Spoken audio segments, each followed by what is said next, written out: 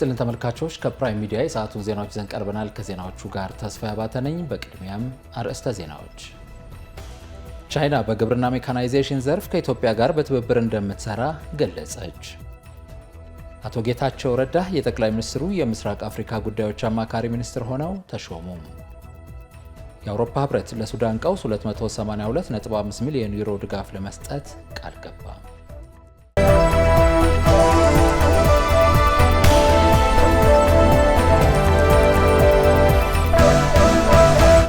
ክቡራን ተመልካቾቻችን በሰዓቱ የዜና ወጃ የሀገር ውስጥ የውጭ የቢዝነስ የመከላከያና ስፖርታዊ መረጃዎችን አካተን ወደ እናንተ ቀርበናል። እንድትከታተሉ ከወዲሁ ጋብዛለሁ።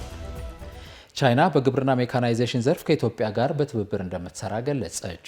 የግብርና ሚኒስትር ዶክተር ግርማ መንቴ በቻይና ብሔራዊ ማሽነሪ ኢንዱስትሪ ኮርፖሬሽን ምክትል ፕሬዚዳንት ሊሻዩ የተመራ የቢዝነስ ልዑክን ተቀብለው አነጋግረዋል። በውይይታቸውም ሀገሪቱ በግብርና ሜካናይዜሽን ዘርፍ በትብብር መስራት በሚችሉባቸው ጉዳዮች ዙሪያ መክረዋል። ዶክተር ግርማ መንቴ የግብርናውን ዘርፍ ለማዘመን ኩታ ገጠም እርሻ በስፋት ተግባራዊ እየተደረገ መሆኑን ጠቁመው ለዚህም ሰፊ የግብርና ማሽነሪ ፍላጎት መኖሩን አንስተዋል። ስለዚህ ኩባንያው ደረጃውን የጠበቀ የተለያየ የግብርና ማሽነሪ ለኢትዮጵያ ገበያ እንዲያቀርብም ጠይቀዋል። ሊሻዩ በበኩላቸው በዘመናዊ ግብርና ማሽነሪ ምርት በግብርና ልማትና በግብርና ምርት ላይ ያላቸውን ሰፊ ልምድ ለሚኒስትሩ አስረድተዋል። ጀርመን ለኢትዮጵያ የማህበራዊ ዋስትና ስራ የምታደርገውን ድጋፍ አጠናክራ እንደምትቀጥል ገለጸች። ኢትዮጵያና ጀርመን ለረጅም ጊዜ የዘለቀውን የልማት ትብብራቸውን ማጠናከር የሚያስችላቸውን ውይይት አካሂደዋል።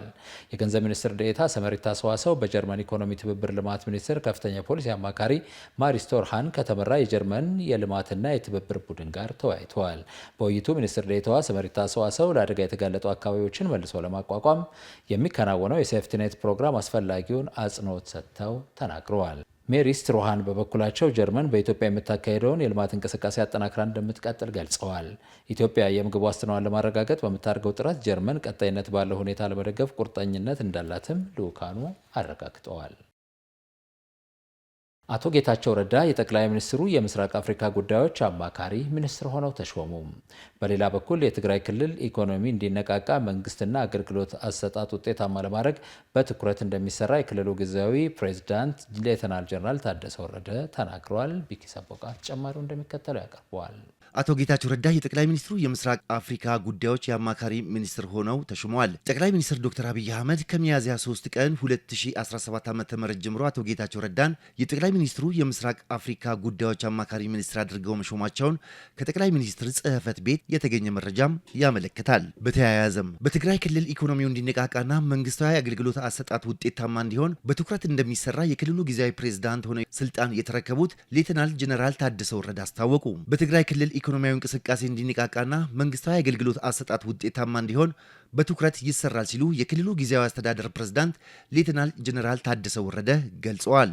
ጠቅላይ ሚኒስትር ዶክተር አብይ አህመድ ሌሎች ከፍተኛ የመንግስት የስራ ኃላፊዎች፣ አህጉራዊና ዓለም አቀፋዊ ዲፕሎማቲክ ማህበረሰብ ተወካዮች በተገኙበት የትግራይ ክልል ጊዜያዊ አስተዳደር የፕሬዝዳንትነት ርክክብ ስነ ስርዓት መካሄዱ ይታወሳል። ጠቅላይ ሚኒስትር ዶክተር አብይ አህመድ በስነ ስርዓቱ ላይ ባደረጉት ንግግር የትግራይ ህዝብ ሰላምና መረጋጋት አግኝቶ የልማት ተጠቃሚ እንዲሆን መንግስት የተጠናከረ ድጋፍ ያደርጋል ብለዋል። የትግራይ ጊዜያዊ አስተዳደር ፕሬዝዳንት ሆነው የተሾሙት ሌተናል ጀነራል ታደሰ ወረደ በቀጣይ ወራትን ለማከናወን ያቀዷቸውን ስራዎች አስመልክተውም የስራ መመሪያ ሰጥተዋል። ሌተናል ጀነራል ታደሰ ከካቢኔያቸው ጋር ስብሰባ በማካሄድ በቀጣይ ወራት ሊከናወኑ የሚገባቸው ስራዎች ላይም መክረዋል። በበጀት ዓመቱ ቀሪ ወራቶች ላይ እያንዳንዱ የመንግስት ተቋም እቅዱን እንዲከልስና የቀጣይ በጀት ዓመት እቅድ እንዲያዘጋጅም አሳስበዋል። የሁሉም ስራዎች ማዕከል የሆነው የፕሪቶሪያው የሰላም ስምምነት በተሟላ መንገድ ተግባራዊ እንዲሆንም ይሰራል ብለዋል።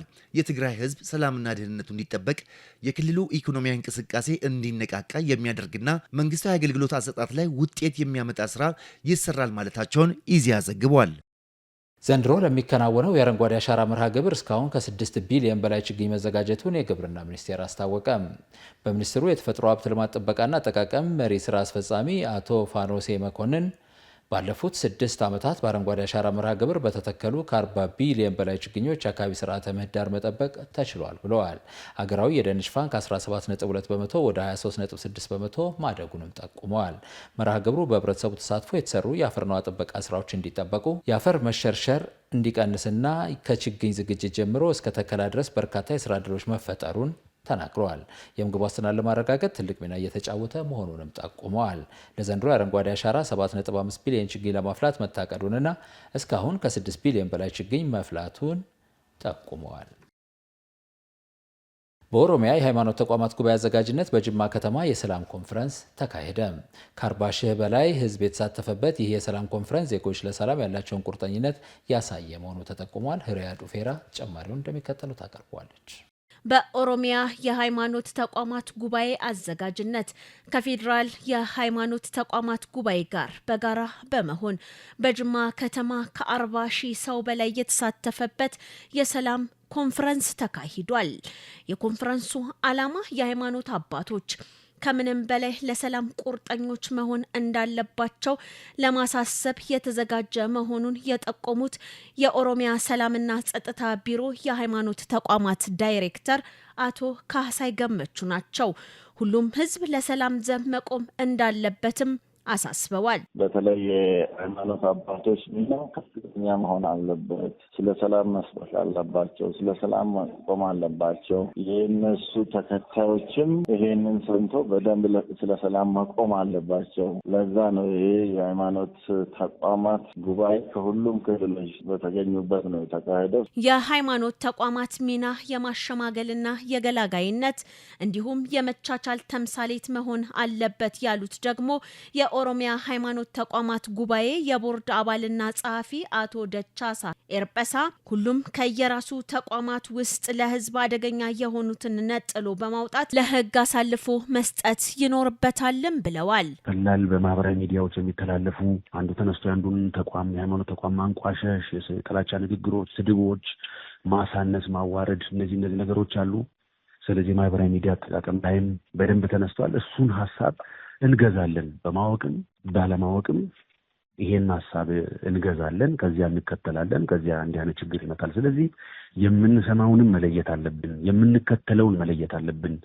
የራሳችንን እብዳት አለፈንም መስጠት አለብን ለህግ እንጂ እኛ ተከትለን መደበቅም መሸፈንም የለብንም። ኢትዮጵያ የበርካታ ብሔር ብሔረሰቦችና ሃይማኖቶች አገር ናት ያሉት አቶ ደቻሳ ህዝቡ በርካታ ዘመናትን ያለ ችግር አብሮ ኖሯል። እነዚህ እሴቶች እየተሸረሸሩ መሆናቸውንም ጠቁመዋል። አብሮ በጋራ በወንድማማችነት በጋብቻ ተሳስሮ በተለይ ማህበራዊ ጉዳይ ተሳስሮ በገበያ ተሳስሮ አብሮ ዘልቋል። ከቅርብ ጊዜ ወዲህ ግን ያው በተለያዩ ምክንያቶች እሴቶቻችንን ተሸርሽረው እሴቶቻችንን ጥለን በታላላቆችና በወጣቱ የትውልድ ጋፕ የተፈጠረ ተፈጥሮ እንግዲህ እዚህም በርካታ ተግዳሮቶች፣ ችግሮች ሲነሱ ነበር። እሱን አሳልፈናል። ወገኖች ሲሞቱብን ነበር፣ መፈናቀሎች ነበሩ፣ ረብሻ፣ አመጾች ነበሩ። ግን ደግሞ በዚያው ልክ ህዝባችን ደግሞ ሰላምን ይፈልጋል። ለሀገሪቱ ሰላም የሃይማኖት አባቶች ሚና ከፍተኛ በመሆኑ ሁሉም የሃይማኖት አባቶች በሰላም ጉዳይ ላይ ጠንክረው ሊሰሩ እንደሚገባም ነው የጠቆሙት አቶ ካህሳይ ገመቹ። ዓላማው ሰላምን ማወጅ ስለሆነ የሃይማኖት አባትም ይሁን ማንኛውም ሰው ስለ ሰላም ዘብ መቆም አለበት። ሰላም ካለ ልማት አለ፣ እድገት አለ። ለሀገራችን እድገትና ለሀገራችን ልማት ሰላም ዋነኛው ቁልፍ መሳሪያ ስለሆነ በዚህ ላይ ሁሉም መረባረብ ይኖርበታል። የኦሮሚያ የሃይማኖት ተቋማት ጉባኤ በተለያዩ ክልሎች ስለ ሰላም ለማህበረሰቡ ሰፋ ያለ ግንዛቤን በመስጠት ረገድ በርካታ ስራዎች እየተሰሩ እንደሚገኙም ተጠቁሟል። በባህር ዳር በተካሄደው የአጀንዳ ልየታ መርሃ ግብር ከህገ መንግስቱ ከማንነትና ከትርክት ጋር የተያዙ ጥያቄዎችን እንዳነሱ ተጽዕኖ ፈጣሪ ባለድርሻ አካላት ገለጹ። የምክክሩ ውጤት ህዝቦች ተቻችለው የሚኖሩባት አንድነቷና ሉዓላዊነቷ የተከበረች ኢትዮጵያ እንዲሁም ለዓለም ምሳሌ የምትሆን ሀገር እንድትሆን ተስፋ እንዳላቸውም ገልጸዋል። ምክክር ኮሚሽኑ ከባለድርሻ አካላት የአጀንዳ ልየታ መርሃ ግብር ሁለተኛ ቀኑን ይዟል። አለማየሁ ኃይለማርያም ተጨማሪ ዘገባ አለው። እንደ ህዝብ ከህገ መንግስት ጋር የሚነሱ ጥያቄዎች አሉ። ከማንነት ጋር የሚነሱ ጥያቄዎች አሉ። ከአማራ ህዝብ ከሌሎች ክልሎች ጋር በተሰማራበት በሄደበት አካባቢ የሚኖርባቸው አካባቢዎች ላይ ያሉ ጥያቄዎች አሉ። ከውክልና ጋር ተያይዞ ሌሎች ደግሞ ከነዚህ ሁሉም ከፍትሃዊ የሀብት ክፍፍል ጋር ተያይዞ የሚነሱ ጥያቄዎች አሉ። በብዙ ከትርክት ጋር ተያይዞ የሚነሱ ጥያቄዎች አሉ። እነዚህንና ሌሎችም ጥያቄዎችን ጨምሮ አጠቃላይ በህገ መንግስቱ ላይ ጥያቄዎች አላቸው። እንደ መንግስትም እንደ አማራ ክልል ቢሮዎችም በመንግስት ሰራተኞችም ጭምር የሚነሱ መድረኮችን ስናደርግ በየጊዜው የሚነሱ የህገ መንግስት ጥያቄዎች አሉ። ከባንዲራ ጋር ተያይዞ የሚነሱ ጥያቄዎች አሉና እነዚህን ሁሉና ሌሎችንም እኔ ያላነሳዎችን ጨምሮ በሰከነ መንገድ አንስቶ አንደኛ ከታሪካዊ አመጣጣቸው አሁን ላይ ካለንበት ሁኔታ ነገ አንድ አድርጎ ሊያስኬደን በሚችልበት መንገድ መነጋገር ያስፈልጋል። የማንነትና የራስ አስተዳደር ጥያቄ፣ የማንነትና የወሰን ጥያቄ፣ የማንነትና የድንበር የአካባቢ ጥያቄ አለ። ማንኛውም ማህበረሰብ ከ50% በላይ የሆነው ማህበረሰብ በሚስማማበት አካሄድ ምክክሩ ውጤት ላይ ደርሶ ሰላማዊና ዲሞክራሲያዊ ሀገር እንዲፈጠር ነው እኔ የምፈልገው። እንደ ከ5 ዓመት በፊት እንደ ልባችን ሌሊት መጓዝ ነበረ። ትምህርት ቤት አይዘጋም። አንድ ቀን ትምህርት ቤት ስንቀር የምንቀጣ ሰዎች አሁን 2-3 ዓመት ትምህርት ቤት የሚቀሩብን ህጻናቶች አሉ፣ ሴቶች አሉ። ቤት በመዋላቸው ብዙ ጥቃት እየደረሰባቸው ነው። ያን ተቀርፎ ሰላማዊ የሆነ አገር እንዲኖር ነው የምንፈልገው እኛ መጨረሻ ላይ። ሉዓላዊነቷ የተከበረች ህዝቦች ዜጎች በነጻነት የሚንቀሳቀሱባት ኢትዮጵያ፣ ሁሉም ብሔር ብሔረሰቦች የተከበሩበት ኢትዮጵያ፣ የትኛውም ዜጋ የትኛውም ቦታ ላይ ተንቀሳቅሶ ሀብት የሚያፈራበት፣ ቤተሰብ የሚመሰርትበት፣ ሰላምና ደህንነቷ ሉዓላዊነቷ የተከበረች ኢትዮጵያ ለሁሉም ህዝብ የምትሆን ኢትዮጵያ እንጠብቃለሁ።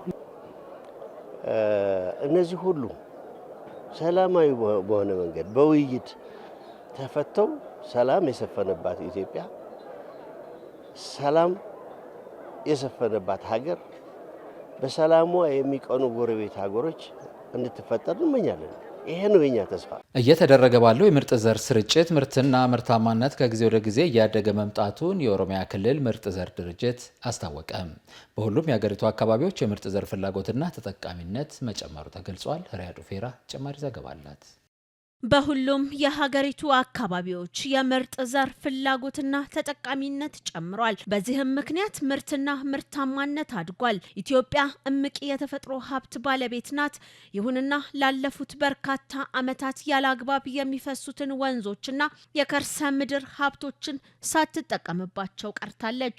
በአሁኑ ጊዜ ግን መንግስት ለእርሻ ከፍተኛ ትኩረትን በመስጠቱ በቆላማ አካባቢዎች ሳይቀር በመመረቱ ምክንያት አርሶ አደሩ ተጠቃሚ እየሆነ መጥቷል። የኦሮሚያ ምርጥ ዘር ድርጅት ምክትል ዋና ስራ አስኪያጅ አቶ ጫላ አበበ የምርጥ ዘር ለግብርናው ዘርፍ የጀርባ አጥንት መሆኑንም ጠቁመዋል።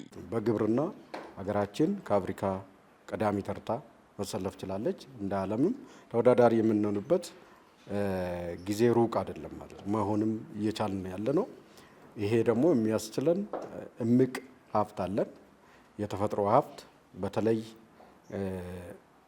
ከርሰ ምድርና ወንዞች አሉ። እነኚህ ሁሉ አንድ ላይ አቀናጅተን ያለ ስራ ሲዞር የሚውለውን ወንዝ ጠልፈን በኢሪጌሽን ሰፋፊ ስራዎች እየተሰሩ ነው ያሉ። በቆላማ አካባቢ የማይታሰቡ እዚህ ቦታ ምርጥ ዘር አይደለም የማይታሰብ ቦታ ላይ አሁን ጊዜ ስንዴ እየተመረተ ነው ያለው፣ በቆሎ እየተመረተ ነው ያለው። አርሶ አደር በአመት 3-4 እያመረተ ነው ያለው ማለት ይሄ ትልቅ ነገር ነው። ምርጥ ዘር ከዛ አንጻር ለግብርና ዋልታ ሆኖ ጀርባ ሆኖ እያገዘ ነው ያለው።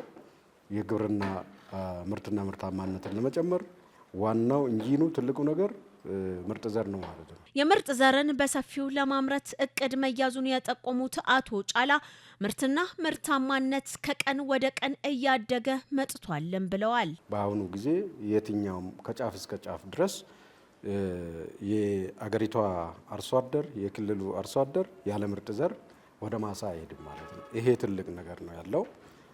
አሁንም እያደገ ነው ያለው። ምርትና ምርታማነትም ከጊዜ ወደ ጊዜ እያደገ የአርሶ አደር ማሳ ላይም እያደገ የአርሶ አደሩ ኢኮኖሚም እየተቀየረ ነው ያለው ማለት ነው። አሁንም ብዙም አልሄድንም፣ ገና ይቀረናል። ከዚህ በላይ መሄድ አለብን። በአርሶ አደር ማሳ ላይ ከዚህ በላይ መሄድ አለብን። እንደ ኢንተርፕራይዝም ከዚህ በላይ ማምረት መቻል አለብን። ይቻላል። ምቹ አየር አለ። አንዳንድ ጊዜ ወጣ ገባ የሚሉ የክላይሜት ቼንጅ ሁኔታዎች አሉ። ይሄንንም ደግሞ በግሪን ሌጋሲ እየተቆጣጠረን ወደዛ የማንሄድበት ምክንያት የለም። አርሶ አደሩ በአግባቡ ቴክኖሎጂውን መጠቀም ከቻለ ምርትና ምርታማነት ይጨምራል ያሉት አቶ ጫላ አበበ የምርጥ ዘር ቶሎ ለአርሶ አደሩ እንዲቀርብ ዝግጅቶች ተጠናቀው ወደ ስራ ተገብቷልም ብለዋል። ዘንድሮም ቢሆን በቂ ምርጥ ዘር አለ። አሁን ምዕራብ ኦሮሚያ ላይ በቆሎ በብዛት እየተሰራጨ ነው ያለው። አርሶ አደር ቀረብ ብሎ ዘር ያለበትን ቦታ ግብርና ቢሮ ክፍፍሉን ሰርተዋል ለየዞኑ። በዛ መሰረት ሌሎች ባለድርሻ አካላት ይህንን ሚና የሚጫወቱ ቶሎ ይሄ ምርጥ ዘር አርሶ አደሩ እጅ እንዲገባ ማድረግ መቻል አለበት። እኛም እንደ ኢንተርፕራይዝ እየተከታተልን ያለ ነው። ግብርና ቢሮም እየተከታተልን ያለው ይሄ መድረስ አለበት። አንድም ዘር፣ አንድም ኩንታል፣ አንድም ዝርያ፣ አንድም ሰብል ስቶር ውስጥ ማደር የለበትም። ወጥቶ ማሳ ላይ መዘራት አለበት። የአርሶ አደሩ ኢኮኖሚ መለወጥ አለበት። ግብርና በዛ ሁኔታ ነው ምርጥ ዘርን ስንጠቀም ብቻ ነው መቀየር የምንችለው። ይሄንን ነው በሀገራችን ታሪክም አሁን በዚህ ደረጃ የመጣ ነው። ምርጥ ዘር በመጠቀማችን፣ በቂ ግብዓት በመጠቀማችን፣ መስኖ በመጠቀማችን፣ ይሄንን በማድረጋችን እንደ ዓለምም ሪኮግኒሽን አግኝተናል ማለት ነው። ጠቅላይ ሚኒስትራችን በዚህ ሪኮግኒሽን አግኝተዋል ማለት ነው። ስለዚህ ይሄ ቀላል ነገር አይደለም። ይሄን ተጠናክረን መቀጠል አለብን። ትልቅ ፖቴንሻል አለን። በተለይ ስንዴ ላይ ለምንድን ነው ስንዴ ልመና የምንሄደው? አርሲና ባሌ ብቻ ኢትዮጵያ የሚባለውን ሀገር መመገብ ይችላል። መንግስት ትኩረት ሰጥቶ በመስራቱ ምክንያት የግብርናው ዘርፍ አመርቂ ውጤትን አምጥቷልም ብለዋል አቶ ጫላ አበበ። ትልቅ ፖቴንሻል ነው ያለው። አልተሰራበትም፣ ገና ይቀራል። አሁን መንግስት ጀምሯል። ላለፉት 3-4 ዓመታት ከዛ ወዲህ ያለው ነገር ግብርና በጣም ከነበረበት ቦታ ተነስቶ ሌላ ቦታ ሄደዋል። ይሄ ወደ ኋላ መመለስ አይቻልም። የተለያዩ ቆላማ የሆኑ ቦታዎች ባሌን መውሰድ ይቻላል። 12,000 ሄክታር ቆላማ ወደ ደሎመና የሚባል አራና ብሉቅ አካባቢ ወልመል ወንዝ ላይ አሁን ተሰርቷል። ትልቅ ሪሶርስ አለን፣ ያልተነካ ሪሶርስ አለን። ስለዚህ ለዚህ ደግሞ ይቻላል። የተማረ ሰው ኃይል አለ። ስለዚህ ይህን ያለን ሪሶርስ አቀናጅተን አሁን ካለንበት ቦታ ወደ ሌላ መሄድ አለብን። የአርሶ አደሩን ኢኮኖሚ ለመቀየር ሁሉም ባለድርሻ አካላት ርብርብ እያደረጉ ናቸው። ኢትዮጵያ የግብርና አብዮቱን በቅርብ እውን ታደርጋለችም ብለዋል። ክቡራን ተመልካቾቻችን አሁን ከሀገር መከላከያ ወደ እናንተ የምናደርሳቸውን ዜናዎች የምንነግርበት ሰዓት ላይ ደርሰናል። መረጃዎቹን ይዞ ባልደረባዬ ታደሰ ታምራት እዚህ ስቱዲዮ ተገኝቷል። ታደሰ እንኳን ደህና መጣ። እንኳን ደህና ቆየኝ ተስፋዬ። እንግዲህ የሀገር መከላከያ ሰራዊት ሚኒስትር ኢንጂነር አይሻ የኦሚቾ ጥይት ፋብሪካን ጎብኝተዋል። ልክ ነህ ተስፋዬ። እንግዲህ ኢንጂነር አይሻ መሐመድ የኦሚቾ አሙኒሽን ኢንጂነሪንግ ኢንዱስትሪ ጎብኝተዋል። ይህ ኢንዱስትሪ እንግዲህ ባለፈው በጠቅላይ ሚኒስትር አብይ አህመድ የተመረቀ ኢንዱስትሪ ነው። በዚህ በኢንዱስትሪ ውስጥ በተለያዩ የሪፎርም ስራዎች ተከናውነዋል። ከዚህም ጋር በተያያዘ ደግሞ በውስጡ የግብርና ስራዎችንም ሁሉ አሉ። ይህንን ነው ተዘዋውረው ሚኒስትሯ የተመለከቱት። ከዛ በተጨማሪ ደግሞ የባህር ኃይላችንም እንቅስቃሴ በተመለከተ በአሁኑ ሰዓት የባህር ኃይሉን ለማጠናከርና በሰው ኃይልና በማቴሪያል በማጠናከር በኩል ከፍተኛ እንቅስቃሴዎች የተከናወኑ ናቸው። ያን በተመለከተም ሌሎችንም ዜናዎችን ይዤ ቀርብ ያለው። አመሰግናለሁ ታደሰ። መልካም ንባብ። አመሰግናለሁ።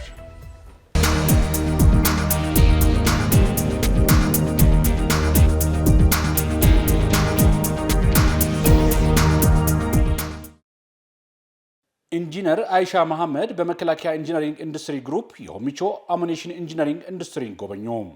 የኢፌዴሪ መከላከያ ሚኒስትር ኢንጂነር አይሻ መሐመድ አምቦ የሚገኘውን የመከላከያ ኢንጂነሪንግ ኢንዱስትሪ ግሩፕ የኦሚቾ አሙኒሽን ኢንጂነሪንግ ኢንዱስትሪን ጎብኝተዋል።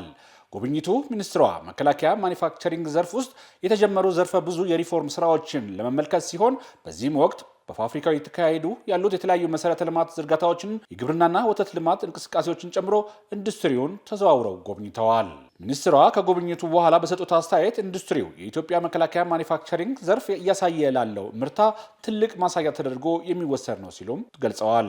በኢንዱስትሪው እየተመረቱ ያሉ ምርቶች የመከላከያ ሰራዊታችንን ፍላጎት ከማሟላት ባሻገር ኢትዮጵያ በወታደራዊ ምርቶቿ ራሷን እንድትችል ለማድረግ ከተቀመጠው ግብ አኳያ የጎላ ሚና እንዳለው የገለጹት ሚኒስትሯ ኢንዱስትሪው ከዚህ ባሻገር ሰራዊቱ ልማትን ለመደገፍ ብሎም ጠንካራና ራሱን የቻለ መከላከያ ኢንዱስትሪ ለመገንባት ያለንን አቋምና ቁርጠኝነት ያሳየንበት ነው ብለዋል። ኢንዱስትሪው አዳዲስ ቴክኖሎጂዎችንና ዘመናዊ ምርት ስርዓትን በመዘርጋት ላሳየው እምርታ የኢንዱስትሪ ግሩፕና ፋብሪካው አመራሮችና ሰራተኞች በቅንጅት በመስራት ላሳዩት ትጋት ያላቸውን አድናቆትንም ገልጸዋል። ኢንጂነር አይሻ በቀጣይ እቅዶችና ተጨማሪ ድጋፍ በሚያስፈልጋቸው ጉዳዮች ላይም ከግሩፑ ከኢንዱስትሪው ማኔጅመንት ጋር የተወያዩ ሲሆን ኢንዱስትሪውን በመደገፍ ስራውን ለማጠናከርም ቃል ገብተዋል። የሜንቴናንስ መምሪያ ፈጠራን በማዘመን ሁለንተናዊ ዝግጁነታችንን እያጠናከር ነው ይገኛል ሲሉ ሌተናል ጄኔራል አብዱራህማን እስማኤል ተናገሩ። በመከላከያ ሎጂስቲክስ ዋና መምሪያ የሜንቴናንስ መምሪያ የተቋሙን ሁለንተናዊ ዝግጁነትና አቅም በፈጠራ ያሻሻሉና እየዘመነ እንደሚገኝ የመከላከያ ሎጂስቲክስ ዋና መምሪያ ኃላፊ ሌተናል ጄኔራል አብዱራህማን እስማኤል ገልጸዋል። ከኃይሎች ከእዞች ተውጣጥተው በሜንቴናንስ መምሪያ የከባድ ጭነት ተሽከርካሪዎች ክፍል ለ6 ወራት በመካኒክ እና በኤሌክትሪሻን ሙያ ያሰለጠናቸውን ሙያተኞችንም አስመርቀዋል። በምረቃው ስነ ስርዓት ላይ በክብር እንግድነት የተገኙት ሌተናል ጄኔራል አብዱራህማን እስማኤል የውጊያ አቅሞቻችንን በእንክብካቤ ረጅም ጊዜ እንዲያገለግሉ ለማድረግና ለሚፈጠሩ ችግሮች አፋጣኝ መፍትሄ ምላሽ ለመስጠት ለሁሉም የሰራዊታችን ክፍሎች የአቅም ግንባታ ዝግጁነታችንን ይበልጥ እያጠናከረን መቀጠል ይኖርብናል ሲሉም አሳስበዋል። የሜንቴናንስ መምሪያ ኃላፊ ብርጋዴር ጄኔራል በረህ ገብረመድህን በበኩላቸው ወታደራዊ ሳይንስን መሰረት በማድረግ መምሪያው ከጥገና ባለፈ ዘርፈ ብዙ ስራዎችን በስኬት እየሰራ እንደሚገኝም ጠቁመዋል። በሜንቴናንስ መምሪያ የከባድ ጭነት ተሽከርካሪ ጥገና ክፍል ኃላፊ ኮሎኔል አላዩ ቃሲም በኃይሎችና በእዞች ሙያተኞች አቅም ለማሳደግ አቅደው በተግባርና በንድፈ ሐሳብ የተደገፈው ዕውቀት ተኮር ስልጠና መሰጠት ብቃት ያላቸው ሙያተኞችን ማፍራት እንደተቻለም ገልጸዋል። የኢትዮጵያ ባህር ኃይል የተጀመሩ ውጤታማ ተግባራትን አጠናክሮ እንደሚቀጥል ተገለጸ። ባለፉት ጊዜያት በኢትዮጵያ ባህር ኃይል የተሰሩ ስራዎችና አፈጻጸማቸውን በተመለከተ የባህር ኃይል ጽሕፈት ቤት ኃላፊ ካፕቴን እንግዳው ወርቁ ለባህር ኃይል ዋና አዛዥ ሬድ አድሚራል ክንዱ ገዙ አቅርበዋል። የኢትዮጵያ ባህር ኃይልን አሁን ላይ የሰለጠነ የሰው ኃይል ልማት ስራ፣ አቅም ግንባታና መሰረተ ልማት ግንባታዎች ላይ የሰራዊቱን ወታደራዊ ዝግጁነት ለማሳደግ ራሱን በማጠናከር ደረጃ ስኬታማ ስራዎችን እያከናወነ መሆኑንም ገልጸዋል። ካፕቴን እንግዳው ባለፉት ዓመታት የተሰሩ ስራዎችና የተገኙ ውጤቶችም የሁሉም ክፍል አመራርና አባላት ጥረት መሆኑንም ተናግረዋል። የኢትዮጵያ ባህር ኃይል ዋና አዛዥ ሪድ አድሚራል ክንዱ ገዙ የኢትዮጵያ ባህር ኃይል ባለፉት ጊዜያት በርካታ ስራዎች ማከናወኑን ጠቁመው አሁንም ክፍሉን ለማጠናከር ሰራዊታችን ተጨማሪ ጠንካራ ኃይል ለመሆን ዘርፈ ብዙ ስራዎችን አጠናክሮ መቀጠል አለበት ሲሉም ገልጸዋል። የመከላከያ ስልጠና ዋና መምሪያ ውጤታማ ተግባራትን እያከናወነ እንደሚገኝ ተገለጸ። ለፕሮፌሽናል ሰራዊት ግንባታ ሂደት የመከላከያ ስልጠና ዋና መምሪያ ውጤታማ ተግባር የጎላ ነው ሲሉ የትምህርት ስልጠና ዋና መምሪያ ኃላፊ ሌተናል ጄኔራል ይመር መኮንን ተናግረዋል። የመከላከያ ስልጠና ዋና መምሪያ ግቡን በማሳካት የሰራዊቱን የግዳጅ አፈጻጸምና ስኬታማ በእውቀት ላይ የተደገፈ እንዲሆን ትልቅ አበርክቶ እያደረገ እንደሚገኝም ተናግረዋል። መምሪያው በስልጠና፣ በስርዓተ ትምህርት፣ በስነ ልቦና ግንባታ መስኮች ላይ በመስራት የሰራዊቱን አቅም እያሳደገ ይገኛል ብለዋል። ስልጠና ዋና መምሪያው በተቋሙ ውስጥ ከመሰረታዊ ወታደር እስከ ላይኛው የአመራር ደረጃ የሚገኙ የሰራዊት አባላት የተለያዩ ወታደራዊና ሙያ ስልጠና በመስጠት ሰራዊቱንና ተቋሙን በማዘመን ውጤታማ ስራ እየሰራ እንደሚገኝ የገለጹት ጄኔራል መኮንኑ በተለይም በያዝነው በጀት ዓመት የሜካናይዝድ እዝ ተደራጅቶ አንድ አይነት ቁመና እንዲኖረው ከፍተኛ ስራ መሰራቱንም ተናግረዋል። ይህ ደግሞ የማሰልጠኛዎችና የኮሌጅ አመራር በቅንጅት መስራት ውጤት ነው ያሉት ኃላፊው ስልጠና ዋና መምሪያ የሰራዊቱን የማድረግ አቅም ከዘመኑ ጋር የዘመነ እንዲሆን ከማድረግ ባሻገር የተለያዩ የልማትና የማህበራዊ ስራዎች ላይ በመሳተፍ ታላላቅ ውጤቶች እያስመዘገበ እንደሚገኝም ገልጸዋል። በመጨረሻም በተቋሙ መምሪያና ደንብ መሰረት መምሪያው ጨምሮ በስሩ የሚገኙ የማሰልጠኛ ኮሌጆች ሎጎን በዕለቱ አስመርቀዋል። የኢትዮጵያ ፌዴራል ፖሊስና የአዲስ አበባ ፖሊስ የአዲስ አበባ ከተማ የጸጥታ ሁኔታ በጋራ በመገምገም ቀጣይ አቅጣጫ አስቀመጡ። የኢትዮጵያ ፌዴራል ፖሊስ እና አዲስ አበባ ፖሊስ የከተማዋን ሰላምና ጸጥታ ሁኔታንም በኢትዮጵያ ፌዴራል ፖሊስ ዋና መስሪያ ቤት በመገምገም ቀጣይ አቅጣጫን አስቀምጠዋል። የኢትዮጵያ ፌዴራል ፖሊስ ስትራቴጂክና ከፍተኛ አመራሮች፣ የአዲስ አበባ ፖሊስ ኮሚሽነሮች፣ የክፍለ ከተማ ፖሊስ መምሪያዎች አዛዦችና የፖሊስ ጣቢያ አዛዦች በተገኙበት የከተማዋን እንቅስቃሴ የሚያስቃኝ የዳሰሳ ጥናቶች ላይ ውይይትም አድርገዋል። በጋራ መድረኩ አጠቃላይ አዲስ አበባ ከተማ ጸጥታ ሁኔታ የተገመገመ ሲሆን ቀጣይነት ባለው በተሰራ ኦፕሬሽን በተለይ ተደራጅቶ በተሽከርካሪ ህብረተሰቡን ሲዘርፉና ሰላማዊ ኑሮውን ሲያውኩ የነበሩ ተጠርጣሪዎች በቁጥጥር ስር ውለው ምርመራ እየተጣራባቸው መሆኑን በውይይታቸው ላይ አንስተዋል።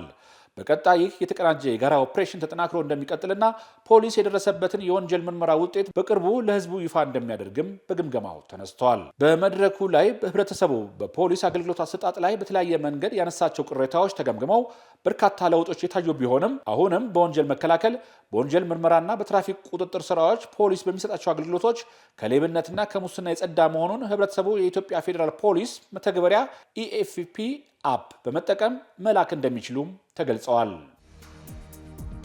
ተመልካቾቻችን ከመከላከያ ምንጮቻችን ያገኘናቸው ዜና መከላከያ ይህንን ይመስላል። ከቀሪ የፕራይም ሚዲያ ዜናዎች ጋር መልካም ቆይታ።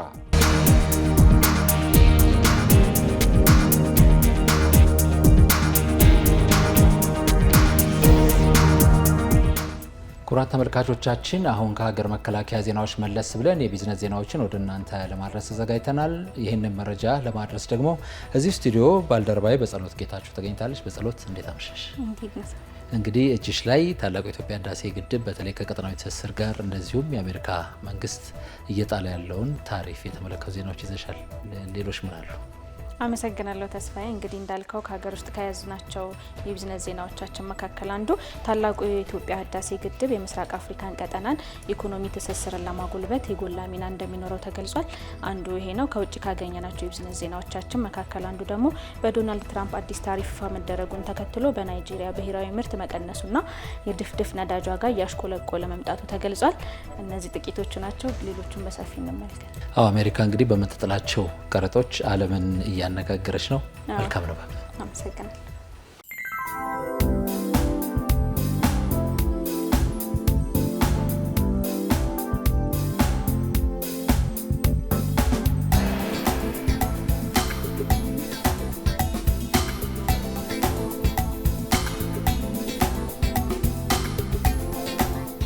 ታላቁ የኢትዮጵያ ህዳሴ ግድብ የምስራቅ አፍሪካ ቀጠናን የኢኮኖሚ ትስስርን ለማጎልበት የጎላ ሚና እንደሚኖረው ተገለጸ። የውጭ ጉዳይ ኢንስቲትዩት ምክትል ስራ አስፈጻሚ አቶ በረከት ድሪባ እንዳሉት ታላቁ የኢትዮጵያ ህዳሴ ግድብ የልማት እድሎችን በማሳደግ ኢኮኖሚያዊ መነቃቃትና ውህደትን ያሳልጣል ብለዋል። ግድቡ የተሻሻለ የኃይል አቅርቦትን በማጎልበት የሚያመነጨው የኤሌክትሪክ ኃይል ለአካባቢው ሀገራት የትብብርና የልማት እድሎችን እንደሚከፍትም ጠቅሰዋል። ግድቡ ኢትዮጵያ ቀጠናውን በኃይል ለማስተሳሰር እያደረገች ያለውን ኢኮኖሚያዊ ትስስር የሚያሳድግና ተጠቃሚ የሚያደርግ መሆኑንም አስረድተዋል። የግድቡ ግንባታ መጠናቀቅ በቀጠናው በማኒፋክቸሪንግ ዘርፉ የኢንቨስትመንት አማራጭን ሊጨምር እንደሚችልም አንስተዋል። በቀጠናው የኤሌክትሪክ ኃይል እጥረትን በመቅረፍ ለኢንዱስትሪ ልማት ምቹ እድል ይዞ ከመምጣት ባለፈ የሀገር ውስጥና የውጭ ባለሀብቶችን ለመሳብ እንደሚረዳም ተናግረዋል። የኢትዮጵያ አየር መንገድ የአውሮፕላን መቀመጫዎችን ለመግዛት ስምምነት ተፈራረመ። የኢትዮጵያ አየር መንገድ Z400 የተሰኙ የአውሮፕላን መቀመጫዎችን ለመግዛት ሳፍራን ከተባለ የአውሮፕላን ቁሳቁስ አምራች ኩባንያ ጋር ስምምነት መፈራረሙን ገልጿል። በስምምነቱ መሰረት ኩባንያው ለአየር መንገዱ 8 የቦይንግ 7779 አውሮፕላኖችን ኢኮኖሚ ክፍል የሚሆኑ መቀመጫዎችን እንደሚያቀርብ ታውቋል። በኢትዮጵያ አየር መንገድ የተመረጡ Z400 መቀመጫዎች ለተሳፋሪዎች የተሻለ ምቾት የሚሰጡ መሆናቸውንም ከአየር መንገዱ የተገኘው መረጃ ያመለክታል። ሶስተኛው ኢንቨስት ኢትዮጵያ ከፍተኛ የቢዝነስ ፎረም ሊካሄድ መሆኑ ተገለጸ። የኢትዮጵያ ኢንቨስትመንት እድል ለማስተዋወቅ የተዘጋጀው ሶስተኛው ኢንቨስት ኢትዮጵያ ከፍተኛ የቢዝነስ ፎረም ግንቦት 4 እና 5 በአዲስ አበባ ይካሄዳል።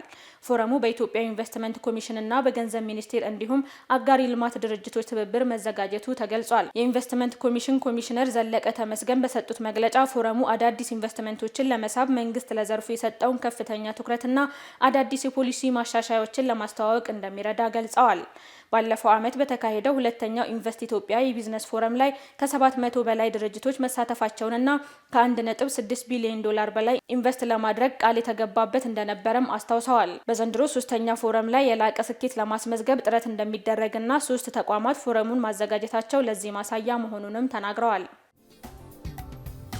እየተከታተላችሁ ያላችሁት የሰዓቱን የቢዝነስ ዜናዎቻችንን ነው። አሁን ደግሞ ከሀገር ውጭ ወዳገኘናቸው የቢዝነስ ዜናዎች እናልፋለን። አብራችሁን ቆዩ። በዶናልድ ትራምፕ አዲስ ታሪፍ ይፋ መደረጉን ተከትሎ በናይጄሪያ ብሔራዊ ምርት መቀነሱና የድፍድፍ ነዳጅ ዋጋ እያሽቆለቆለ መምጣቱ ተገለጸ። ናይጄሪያ በዶናልድ ትራምፕ አዲስ ታሪፍ ይፋ መደረጉን ተከትሎ ብሔራዊ ምርት በከፍተኛ ደረጃ መቀነሱና የድፍድፍ ነዳጅ ዋጋ እያሽቆለቆለ በመምጣቱ ፕሬዝዳንት ቦላ ቲኑቡ የነዳጅ ዘርፍን ለማሻሻል እየሰሩ መሆኑን ገልጸዋል። በናይጄሪያ ገበያ ላይ ድፍድፍ ዘይትና የተጣራ ምርቶች በናይራ እንዲሸጡ የሚፈቅደው ፖሊሲ ተፈጻሚነት ያለውና ከህዝብ ጥቅም ጋር እስከተስማማና ብሔራዊ ኢኮኖሚ ግቦችን እስከደገፈ እስከተደገፈ ድረስ ይቀጥላል ሲል የናይጄሪያ ፋይናንስ ሚኒስቴር በለቀቀው መግለጫ ገልጿል። የፌዴራል መንግስት የሀገር ውስጥ ማጣሪያዎች ድፍድፍ ዘይት በሀገር ውስጥ ምንዛሬ መገበያየት እንዲቀጥል እንደሚፈቀድላቸው አስታውቋል። ድፍድፍ ዘይትም በዶላር እንዲከፍል የተገደደው ባለሀብቱ ቢሊዮነር አሊኮ ዳንጎቴ ነዳጁን በሀገር ውስጥ ገበያ መሸጥ ማቆሙን ተከትሎ በናይጄሪያ ከቅርብ ቀናት ወዲህ የቤንዚን ዋጋ መጨመሩን ገልጿል ሲል ዘገበው አፍሪካን ኒውስ ነው። ቻይናና የአውሮፓ ህብረት ባለብዙ ወገን የግብይት ስርዓትን ለማስቀጠል በጋራ እንደሚሰሩ አስታወቁ። ቻይናና የአውሮፓ ህብረት ከዓለም አቀፉ የንግድ ተቋም ጋር በመሆን የባለብዙ ወገን የንግድ ስርዓትን በጋራ ለማስቀጠል ቃል መግባታቸውን የቻይና ንግድ ሚኒስቴር በሰጠው መግለጫ አስታውቋል። መግለጫው በተለያዩ ጉዳዮች ላይ የቻይናና የአውሮፓ ህብረት ኢኮኖሚያዊና የንግድ ትብብርን ማሳደግና ለአሜሪካ ተለዋዋጭ ታሪፍ ምላሽ ነውም ተብሎለታል። የቻይና የንግድ ሚኒስቴር ዋንግ ዌታኦ እንዳሉት የአሜሪካ የተገላቢጦሽ ታሪፍ የሌሎች ሀገራትን ህጋዊ ጥቅምና የዓለም ንግድ ድርጅት ህግን በመጣስ የዓለም ኢኮኖሚ ስርዓትን እንደሚያደናቅፍ ጠቁመዋል። አሁን ባለው ሁኔታ ቻይናና የአውሮፓ ህብረት ህጎችን መሰረት ያደረጉ የባለብዙ ወገን የንግድ ስርዓትን በጋራ መቀጠላቸው በዓለም አቀፉ የኢኮኖሚና የንግድ ምህዳር ላይ የበለጠ መረጋጋት እንደሚፈጥር ተናግረዋል። የአውሮፓ የንግድና ኢኮኖሚ ደህንነት ኮሚሽነር ማሮስ ሶፍኬቪች በበኩላቸው የዩናይትድ ስቴትስ ታሪፍ በዓለም አቀፍ ንግድ ላይ ከፍተኛ ተጽዕኖ እያሳደረ ነው ብለዋል። የቢዝነስ ዜናዎቻችንን ከማጠቃለላችን በፊት የውጭ ምንዛሬን ተከታትለን እንመለስ።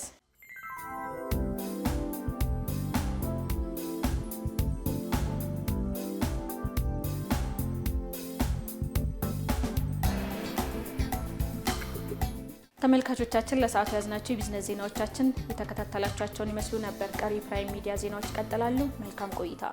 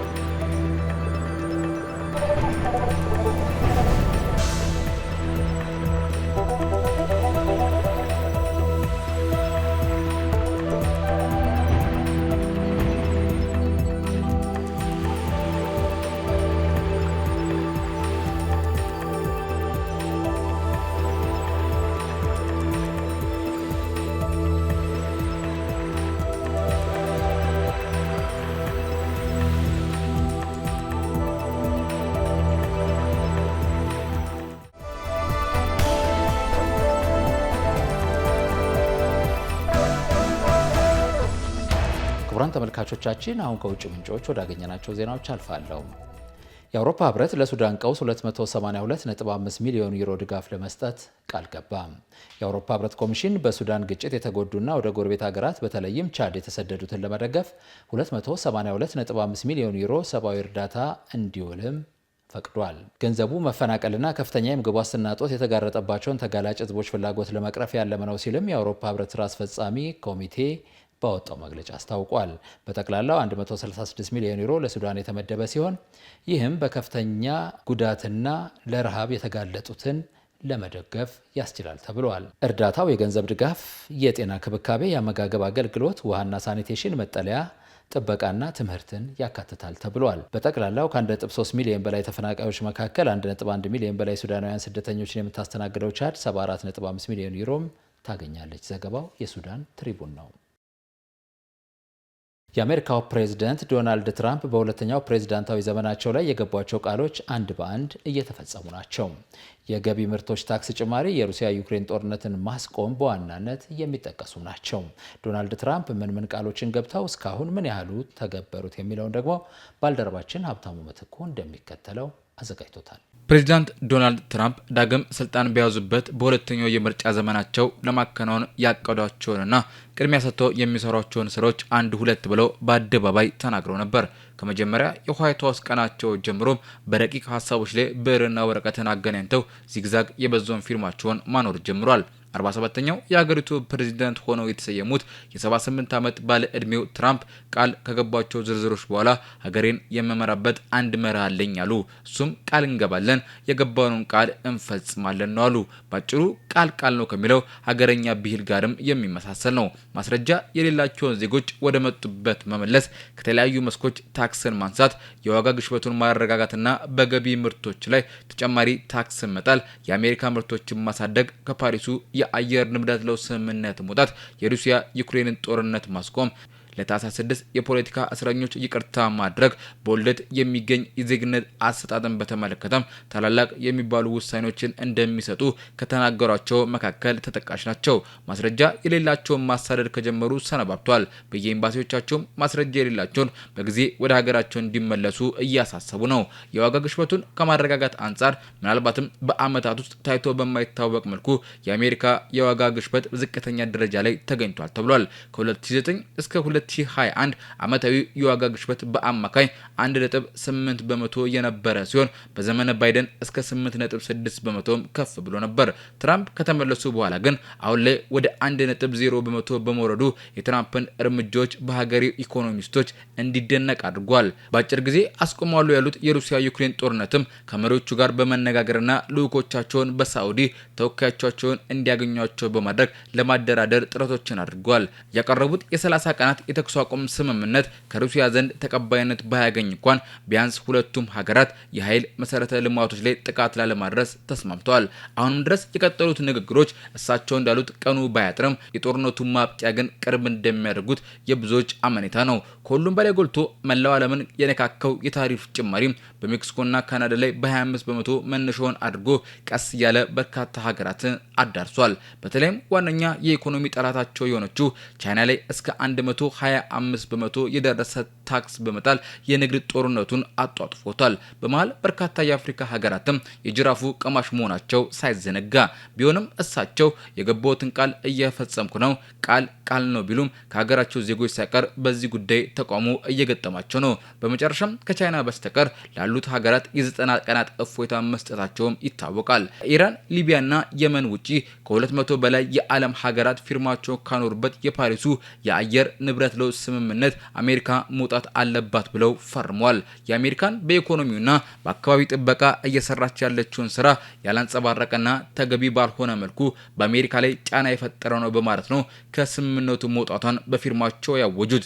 ይህም ደሃ ሀገራት በስምምነቱ መሰረት ያገኙ የነበረውን አመታዊ ገንዘብ ከመቀነስ ባለፈ የአረንጓዴ ልማት ስራዎቻቸውን የሚያደናቅፍ ስለመሆኑ ይነሳል።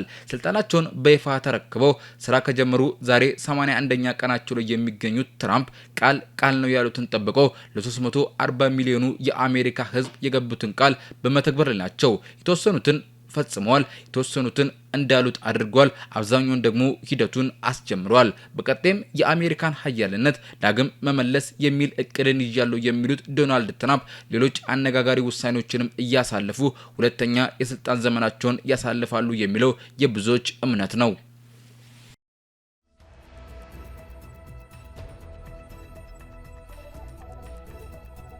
ክቡራን ተመልካቾቻችን አሁን ከውጭ ዜናዎች መለስ ብለን ስፖርታዊ መረጃዎችን ወደ እናንተ ለማድረስ ተዘጋጅተናል። መረጃዎቹን አለምሰገድ አበበ ሊያደርስ እዚህ ስቱዲዮ ይገኛል። አለምሰገድ እንኳን ደህና መጣ። እንኳን ደህና ቆይ ተስፋሽ። አለምሰገድ እንግዲህ በስፖርት መረጃዎቹ ከሚዳሰሱት መካከል አትሌቲክስ ፌዴሬሽን ነገ ጠቅላላ ጉባኤውን ያካሂዳል። እዚህ ላይ እንግዲህ በርከት ያሉ ጉዳዮች ይነሳሉ ተብሎ ይጠበቃል። ከውጭም የኢሮፓ ሊግ ጨዋታዎችን ጨምሮ ሌሎችም መረጃዎች ይኖራሉ ብዬ አስባለሁ። በተለይ ኦሎምፒክ ማነው አትሌቲክስ ፌዴሬሽንን በተመለከተ ምን ጉዳዮች ይጠበቃሉ ትላለህ? አዎ እንግዲህ ነገ 7 ሰዓት ተኩል ሲሆን በወጣቶች አካዳሚ የሚጠበቅ አንድ ትልቅ እንግዲህ የውይይት መድረክ አለ። እዚህ መድረክ ላይ ዋነኛ ተሳታፊ የሆኑት እንግዲህ የአትሌቲክስ ፌዴሬሽን አመራሮችና አሰልጣኞች ናቸው። እንደሚታወቀው ኦሎምፒክ በመጣ የዓለም አትሌቲክስ ሻምፒዮና ውድድር በመጣ ቁጥር አንደኛው አጨቃጫቂ የሚሆነው የሚነሳው ጉዳይ የአትሌት አሰልጣኞች ጉዳይ እንደሆነ ይታወቃል። አንዳንድ አትሌቶች በራሳችን አሰልጣኝ እንሰለጥናለን ይላሉ። አንዳንዶቹ ደግሞ ፌዴሬሽኑ ባወጣው መስፈርት መሰረት የሚመጡ አሰልጣኞች ይቀጠሩና እነዛን አትሌቶች የማሰልጠን እድል ያገኛሉና ይህንን በተመለከተ ጥርት ያለ ነገር እንግዲህ በነገው ውይይት ላይ ይነሳል ተብሎ ነው የሚጠበቀው። ይሄኛው እንግዲህ በዜናችን ከምንመለከተው አበይት ጉዳዮች ጉዳይ ውስጥ የሚጠቀስ ነው። ሌላኛው እንግዲህ ምናልባት ሊቨርፑል የወሳኝ ተጫዋቹን ውል ማራዘሙ ተሰምቷል። እንደሚታወሰው እንግዲህ መሐመድ ሳላ ብዙ የእንግሊዝ ክለቦች እድሜያቸው ከ30 ዓመት በላይ የሆኑ ተጫዋቾችን ውል በመስጠት በኩል 1 ዓመት ብቻ ነው የሚፈቅዱትና ምናልባት መሐመድ ሳላ ከዚህ ጋር በተገናኘ ቅሬታ ሊሰማው ይችላል ተብሎ ሲነሳ ነበር። አሁን እስከ 2027 መጨረሻ ድረስ ክለቡ ሞሳላን በአንፊልድ ለማቆየት መስማማቱን ሰምተናል። አንድሬ ኦናናም እንግዲህ ትናንትና ከዩሮፓ ሊጉ ጨዋታ በኋላ በርካታ ስህተቶች እየበዙበት እውነት ነው ብዙ ነገሮች እየተነሱ ነው የሚገኙት። አሰልጣኙ ግን በጣም በሚገርም ሁኔታ እንደዚህ አይነት ጥፋቶችን ሰርቶ ክለቡን መስዋዕትነት እስከማስከፈል የደረሰውን ካሜሮናዊ ግብ ጠባቂ እንግዲህ እኔ ያለውልህ ብለው የሚነሳውን ትችትና ወቀሳ ሁሉ ወደ እሳቸው እንዲመጣ እኔም ስህተት እሰራለሁ በሚል እንግዲህ ቃል በቃል የተናገሩት ነገር እያነጋገረ ነው። የደቡብ አሜሪካ ሀገራትም የዓለም ዋንጫ ተሳታፊ ቁጥርን በተመለከተ ሀሳብ አቅርበዋል። ሌሎች ጉዳዮችንም እንዳስሳለን። መልካም ንባብ።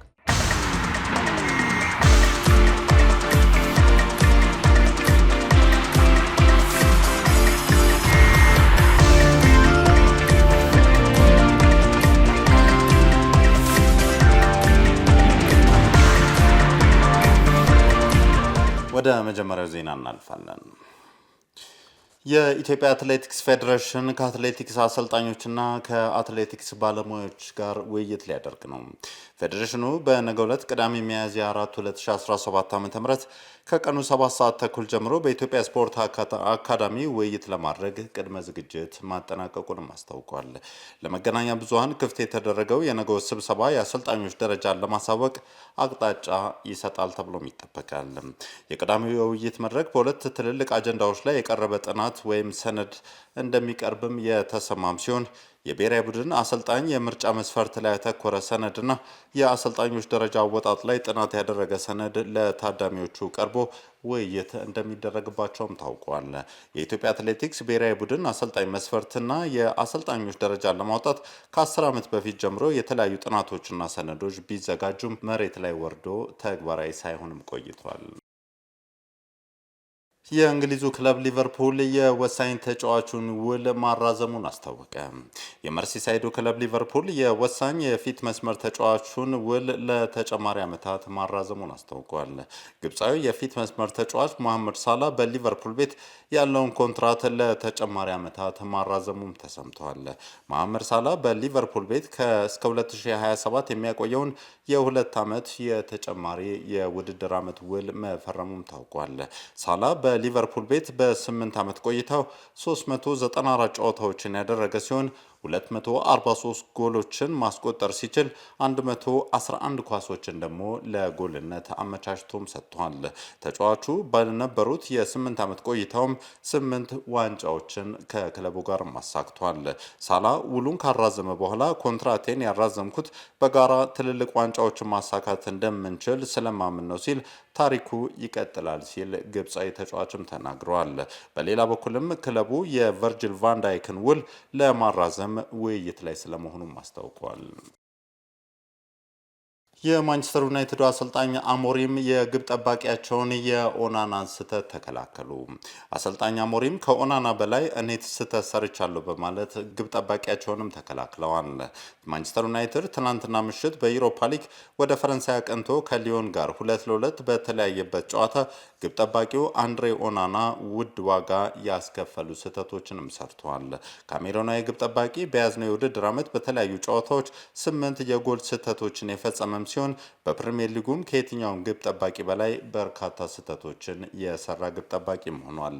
ከምሽቱ ጨዋታ አስቀድሞ በቀድሞ የቀይ ሰይጣኖቹ ተጫዋች ኒማንያ ማቲች በዩናይትድ ታሪክ ደካማው ግብ ጠባቂ ሲል እንደወረፈውም ይታወሳል።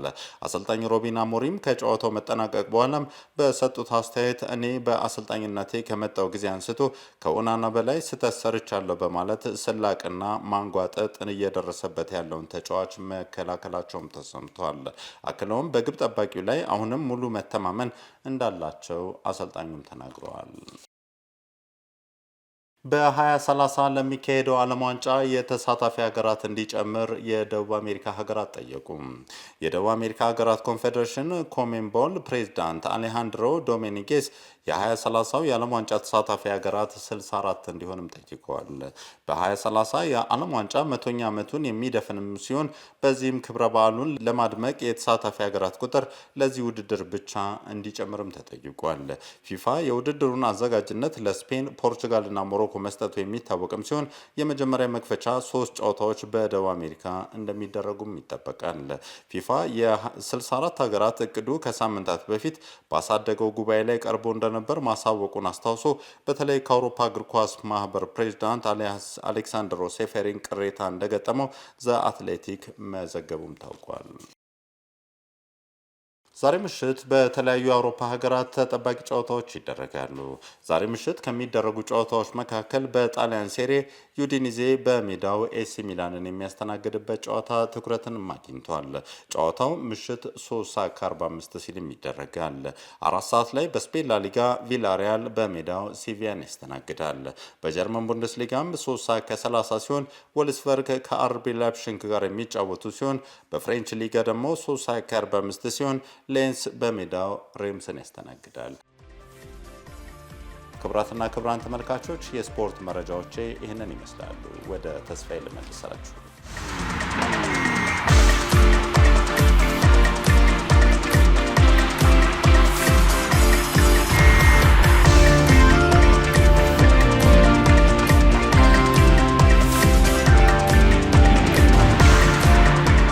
ክቡራን ተመልካቾቻችን ከፕራይም ሚዲያ የተላለፉ ዜናዎች የተከታተላችኋቸው ነበሩ። ከዜናዎቹ ጋር ተስፋ አባት አብሬያችሁ ነበርኩ። መልካም ጊዜ